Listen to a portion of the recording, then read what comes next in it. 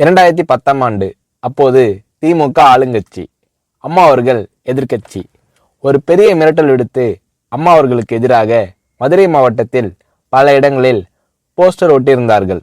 அந்த போஸ்டரில் அம்மா அவர்கள் மதுரைக்கு வந்தால் திரும்பி செல்ல மாட்டார், மதுரைக்கு அம்மா அவர்கள் வரக்கூடாது என்று மதுரை மாவட்டத்தில் பல இடங்களில் அந்த போஸ்டரை ஒட்டி பெரிய மிரட்டல் எல்லாம் கொடுத்தார்கள். அதேபோல் ஜெயா டிவிக்கும் மிரட்டல் தொலைபேசிகள், மிரட்டல் கடிதங்கள் வந்து கொண்டிருந்தது. ஜெயா டிவியின் செய்தி பிரிவினர் இந்த மிரட்டல்களை பற்றியெல்லாம் தியாகத்தலைவி சின்னம்மா அவர்களிடம் சொல்லி அம்மா அவர்களின் கவனத்திற்கு கொண்டு சென்றார்கள். அம்மா அவர்கள் துணிச்சல், வீரம், கம்பீரம் இவற்றின் ஒட்டுமொத்த உருவம்.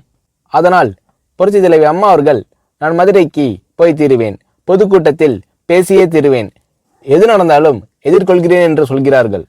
ஒரு கட்டத்தில் ஜெயா டிவிக்கு மிரட்டல் எப்படி வருகிறது என்றால், ஜெயா டிவியின் அலுவலகத்தை வெடிகுண்டு வைத்து தகர்ப்போம், அம்மா அவர்கள் மதுரைக்கு வந்தால் ஜெயா டிவியை ஒழிப்போம், இப்படியெல்லாம் நிறைய மிரட்டல்கள் தொலைபேசியின் வாயிலாகவும் கடிதத்தின் வாயிலாகவும் வந்து கொண்டிருக்கிறது.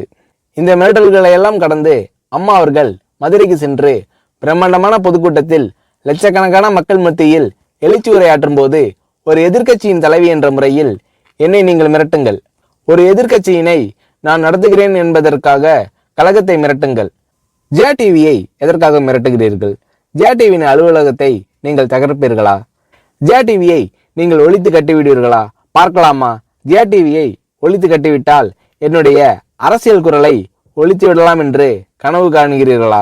ஜெயா டிவி என் உயிருக்கும் மேலானது, நான் என்னுடைய உயிரை விட அதிகமாக நேசிப்பது, என்னுடைய அரசியல் கரமாக நான் போற்றி புகழ்வது, அதன் மேல் நீங்கள் கை வைப்பீர்களா, பார்க்கலாமா என்று எழுச்சி உரையாற்றினார் புரட்சி தலைவி அம்மா அவர்கள். இப்படியெல்லாம் அம்மா அவர்களின் அன்புக்கும் மரியாதைக்கும் பாத்திரமாக ஜெயா டிவி இருந்தது.